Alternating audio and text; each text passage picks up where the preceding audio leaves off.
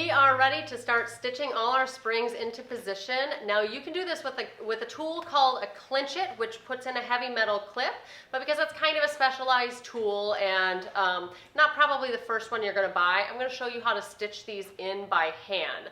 All of these springs are going to be put into their designated position in their particular orientation, and then we'll be stitching them in 4 locations with a nylon button twine, and then one of a couple needles. My 2 favorite, and you're just going to pick one, but you can go off preference. One is kind of a straight hooked needle from C.S. Osborne, and the other that I'm going to start with is just a nice big 6-inch curved needle. So whatever feels comfortable and efficient, that's what you're going to use. But because this involves a lot of working up on top to position the springs and also tying all your knots off from the bottom, this is a really great place to bring in a helper if you have one.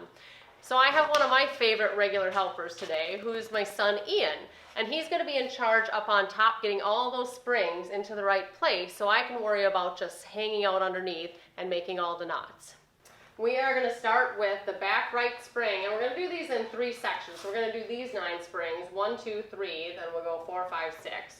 We'll do these 9, and then we'll tie off and we'll do the next section. So as each spring goes in, you got to make sure you grab the correct spring and that you get the tail lined up, and then we'll start doing our knots. When I'm sending the needle up for knots, I'm going to go 1, 2, 3, 4. I'm going to think about what way I have to go to hop to my next spring. 1, 2, 3, 4. I don't want to go 1, 2, 3, 4 and then be way up here where I'd have to hop super long to get to my next spring. So 1, 2, 3, 4. We're going to try and set ourselves up to get to the next one easily.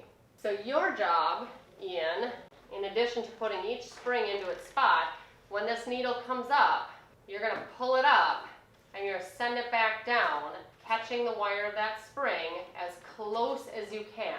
Okay, we don't want to go way out here and have a great big stitch that's going to pull our webbing. You want to stay really close to that spring. Got it. All right? Yeah. Okay, I'm gonna tie this one off then. I'm gonna hang out underneath, and you're in charge of everything that's going on up here. Mm-hmm. Good? Got it.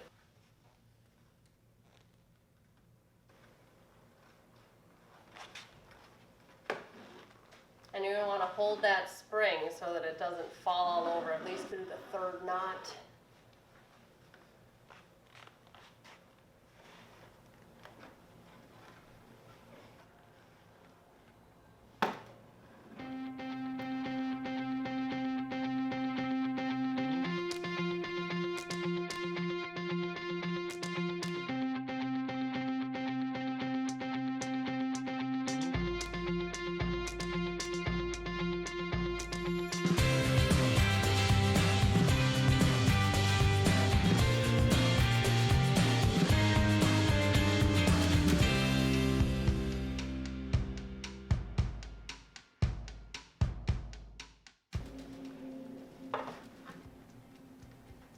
Good, got the tail lined up?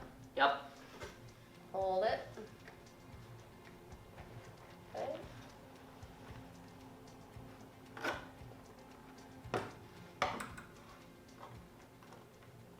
I'm going to show you the knot that we're using down here.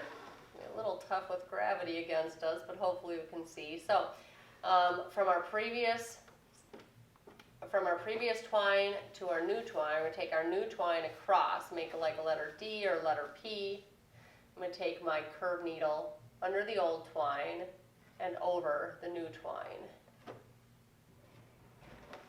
That should give me just a little overhand knot that I can cinch tight. Let's do one more here. I'm going to go here, here, here, so I'm ready for my next spring.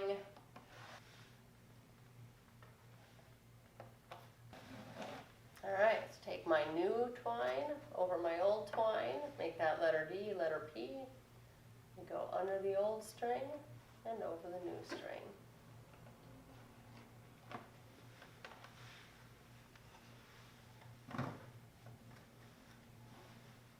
You can see where this is a lot more efficient with 2 people.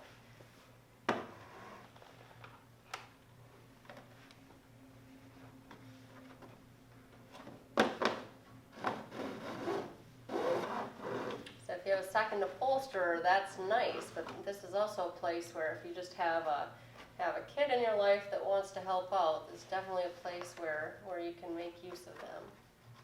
Very, very helpful. All right, one more.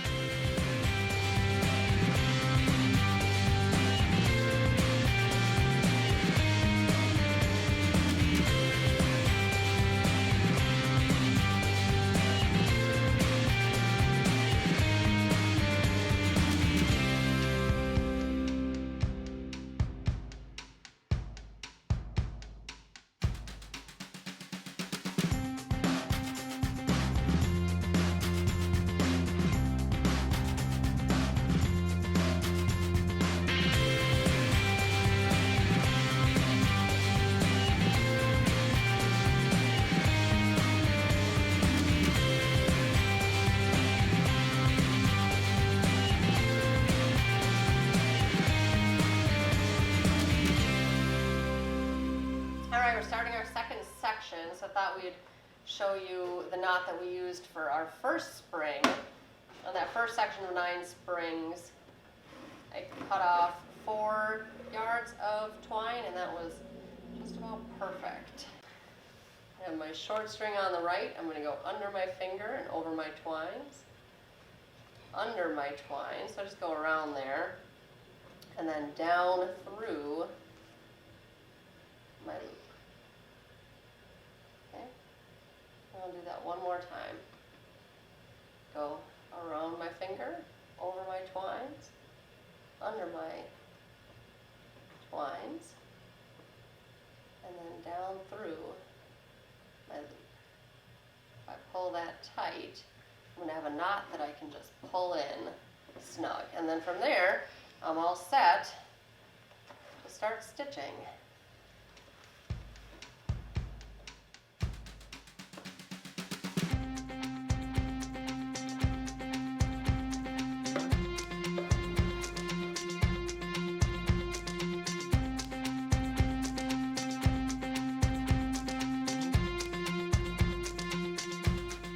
Now we're at the last knot, and I'll show you what we're doing here. We're not going to make any big deal out of it. I'll just tie my first knot like we showed before.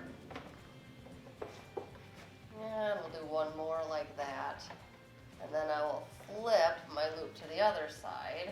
And so I'm really just doing the same knot again, but I'm just flipping the tail the other way, so that's going to be plenty secure.